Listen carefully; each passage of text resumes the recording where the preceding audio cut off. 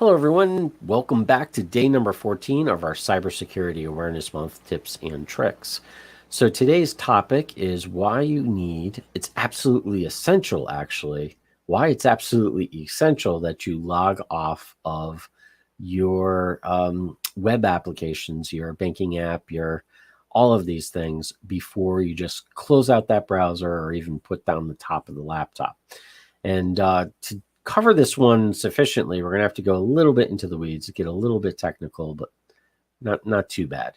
So let's just drive right in. So let's just say you log into your banking account, and the second that you log in, you're going to be issued by that bank some type of access token that says basically, hey, I've authenticated this token number and they're good to go.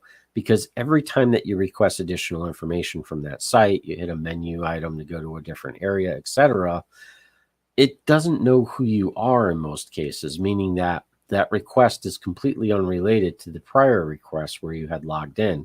So in order to not have you log in every single time, it kind of stores this information in a cookie. Now, this is a temporary cookie. It's called the session cookie. And when the browser closes, it goes away. 100%, boom, it's gone. It is truly temporary. It should not be stored anywhere. It's actually in violation of some of the security features if it is stored anywhere. So it just simply isn't. Now, so when you close that browser, you're asking, well, Ron, if I close the browser and it's shut, why is it's gone, right? Sort of. So here's the deal. If you've ever looked, and I don't mean to specifically kind of pick on Chrome here, but Chrome is one of the most guilty of all the browsers, and it seems to be one of the most popular still. So we're going to pick on Chrome a little bit.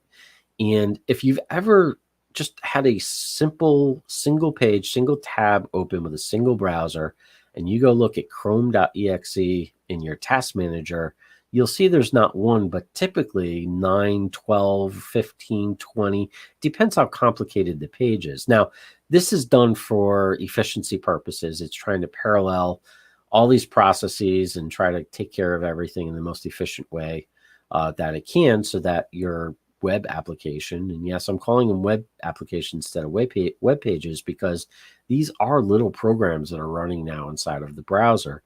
They aren't those simple presentation of data we used to get. Many of them will have a tremendous amount of script in them, even though they don't look like they do very much. There is a tremendous amount of script inside. So you got these little programs running, and because there's multiples of these programs, this is how we end up with all these processes. So Ron, why are we talking about processes and scripts? I'm getting there. We're almost there. So if you look at your task manager, you're going to see a ton of these things. Now, if you just go and close your browser, most of the time they're all going to close. But here's the deal. Sometimes a process will get stuck. Sometimes a plugin will hold it. And sometimes malicious software will actually launch a process which will hold it so that it can try to retrieve, intercept, and pass on that information to a third party. Now, how often does that happen? I would say not very often, but there's only one thing you need to do to prevent this whole thing from occurring in the first place, and that is actually go ahead and log off of the sites. Why?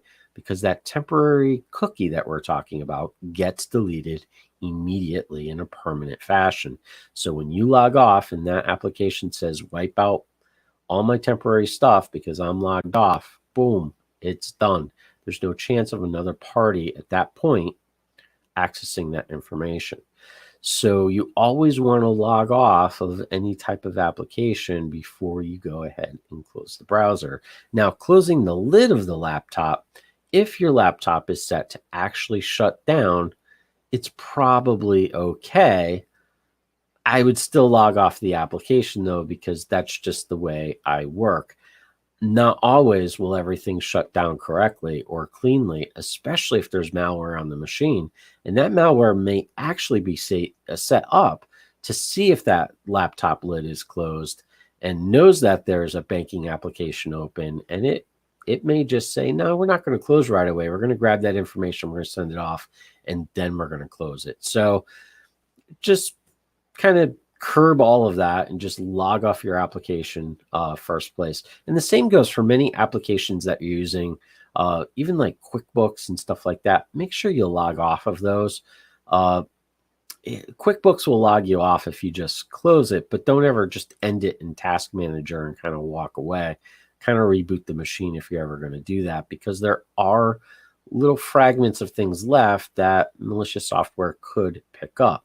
And in terms of just shutting your laptop kind of case down, you do have to make sure that you have the proper settings in place to make sure that's a secure thing to do.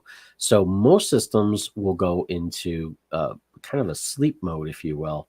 And if you don't have that configured correctly, if someone just comes along and opens up the laptop, they may not have to log in. They can just go and pick up exactly where you left off, which is very dangerous.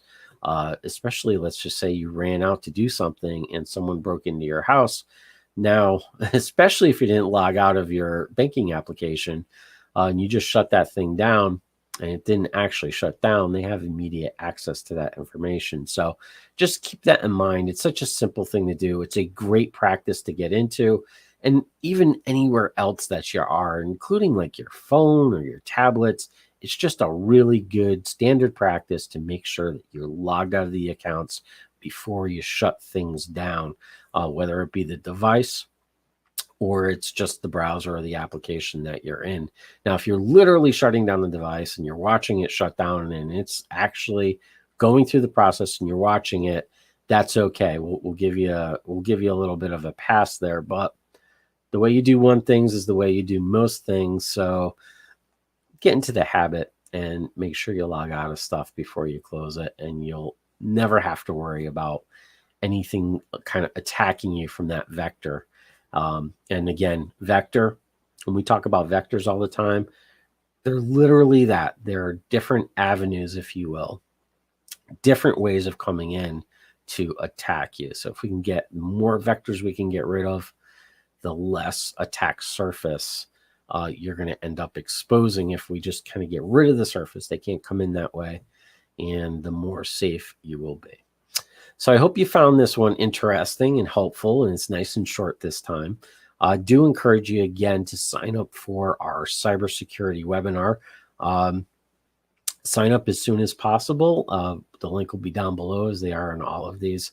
We're going to go through a very intensive process, and it's really going to step up your cybersecurity game immensely. Again, it's not a sales presentation.